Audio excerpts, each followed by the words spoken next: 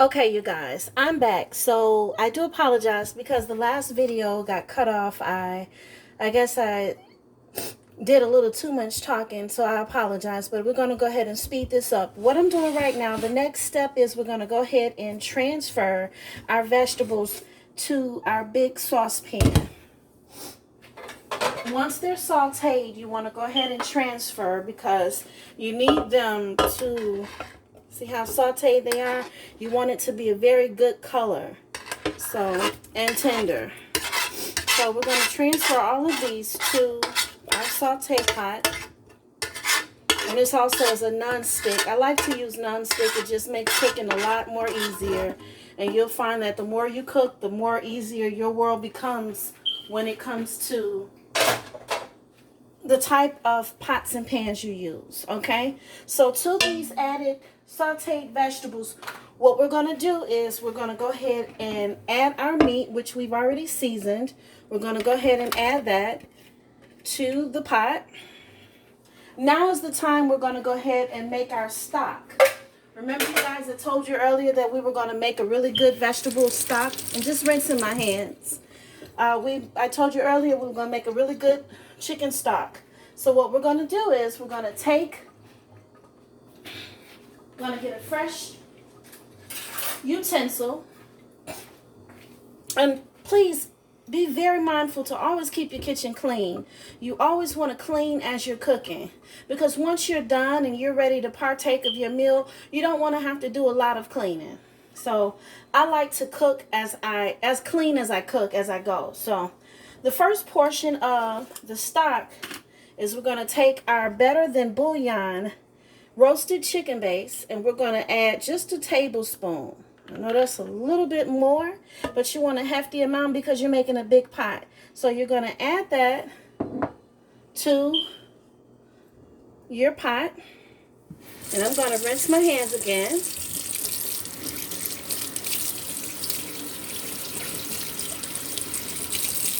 Okay, so you're going to take your chicken bouillon base.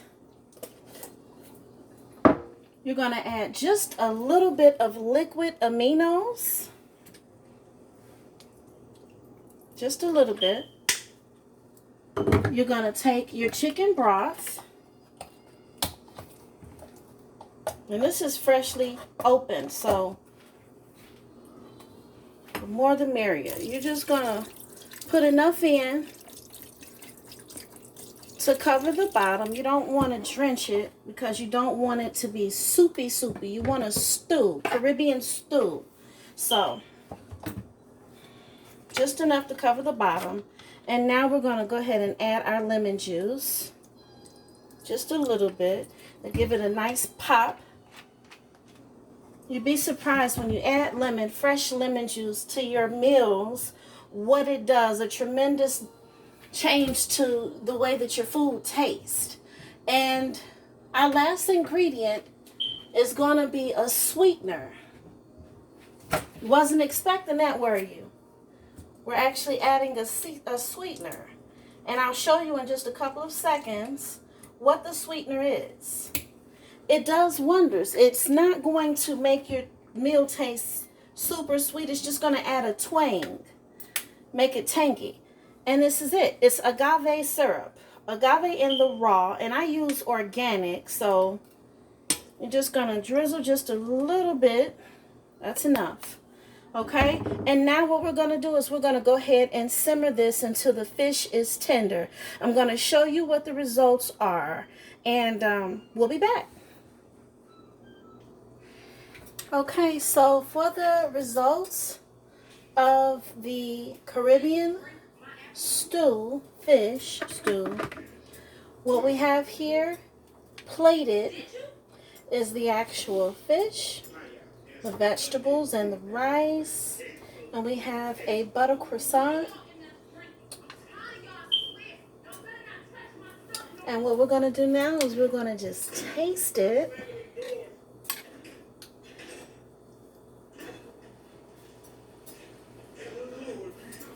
For the last results.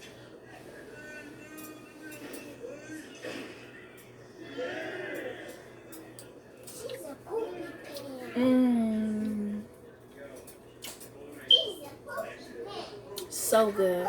Very flavorful. The rice is tender. The fish is flaky and tender and flavorful. Mmm. Mmm. Mmm. And to top it off, we have our ginger pineapple mango drink. Mmm. Yeah, ma. Yeah, ma.